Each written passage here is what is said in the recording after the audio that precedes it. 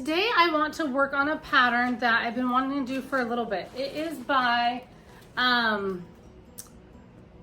Rosa, and it's one of these pattern cards. And I have so many of these pattern cards. I've been wanting to sew these patterns and kind of get them off my list. I don't think I'll ever sew through all of these patterns, but I think this dog bone, what do they call it? Paddywhack. I think this dog bone pattern is just so cute. I would love to make this and give this as a Christmas gift for a dog in our family.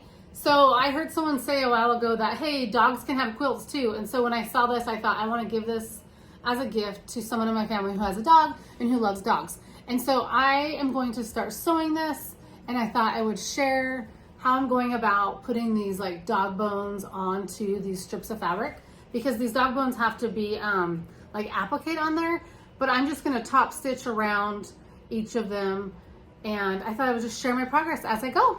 So let me share that with you, and thanks so much for watching. Today I'm going to start sewing on this Paddywhack quilt. I have a lot of these card patterns and I'm really wanting to sew them up, and I thought I would just share it with you guys here. And I've also heard that people make quilts for dogs, so I'm actually making this to give as a gift. So here's the pattern, and this pattern will finish at 42 by 52, and this will be going as a gift for a family member's dog. And so I have all my fabric cut out. So you can see here's the pattern. I cut out all the dog bones, and then you can see I kind of went with a gray, and I went with a tan, and then they have a stripe here, so I went with a plaid. And I'm going to just video the process as I make this and share this quilt with you guys. So I have all the strips cut out, all the bones cut out, and so I am going to place these bones onto the strips of fabric. This is going to act as a sashing, so I will set aside this fabric. And then what I'm going to do is I'm going to place the bones on both of these fabrics, and I decided what I want to do to hold them in place is I am going to use just Elmer's school glue. So I'm just going to try and put a little dab of it kind of in the center of the bone, and then place it on the fabric like that. And then I will top stitch around the bone. So here we go.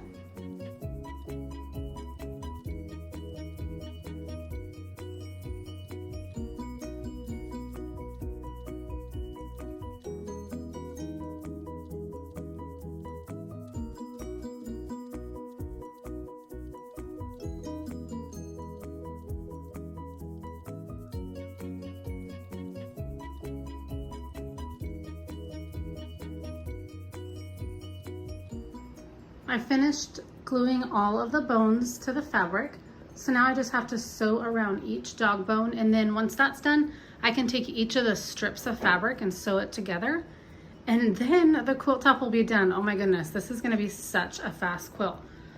So again, I just used Elmer's glue, a glue stick, a washable school glue stick, and glued the bones down, and then I plan to just go around each bone and sew a 1/4 inch is what it says on the inside, kind of applique them on there.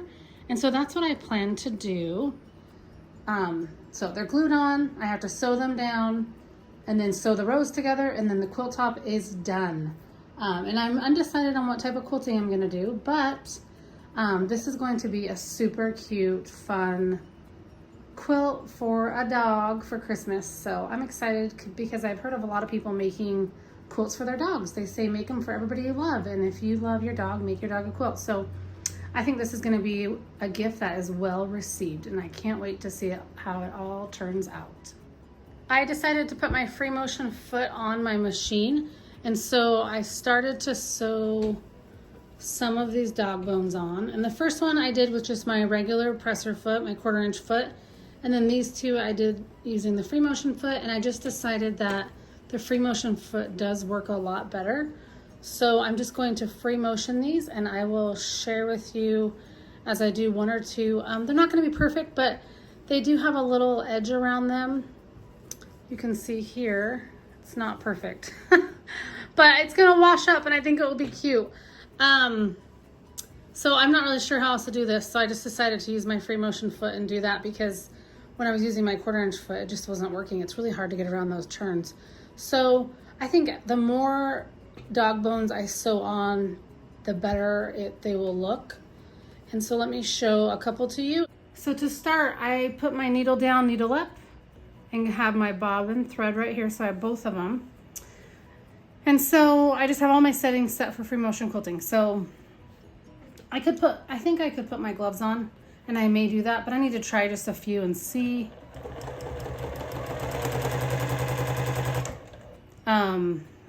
Once again, I think it's going to be a little, you know, challenging at first, and then until I get the hang of it. So we'll see.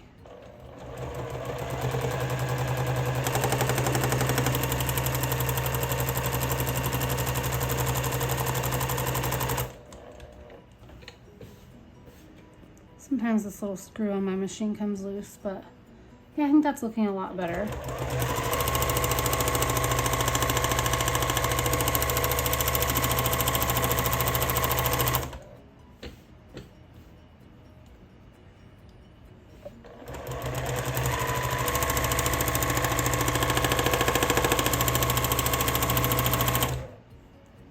Yeah, I don't know why this screw's coming loose tonight. I'll have to figure this out and fix it. But anyhow, okay, so there you go. So that's how I'm gonna do all of them. On my free motion quilting, I just have to remind myself, it's like your machine goes fast, but your hands move slow. And so it's not the best, but once again, I think I'm happy with it because it's going to be quilted up, and then also having it wash up and fray, I think it's gonna look really cute.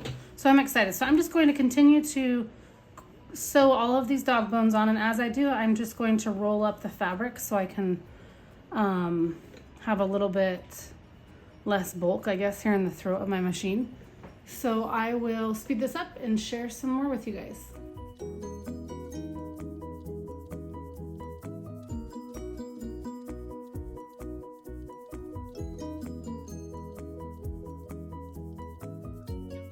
This quilt is coming together so cute. Oh my goodness, I think it's so cute.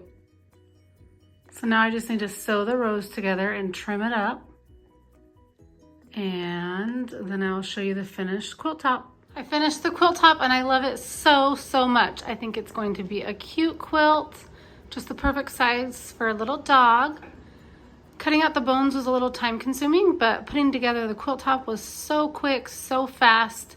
I am so happy that I put my free motion foot on to sew each of those bones on with. The free motion foot really did make a huge difference. So happy I went with that. And here is the pattern. It is called Paddywhack, and I already have the binding made as well. So I really like this plaid fabric, so I decided to cut some more for the binding since I had plenty for binding, and now I just have to find a backing and get this quilted up. But I'm so happy to have the quilt top done, the binding ready to go. And thanks for watching. I'll see you guys next time. Bye.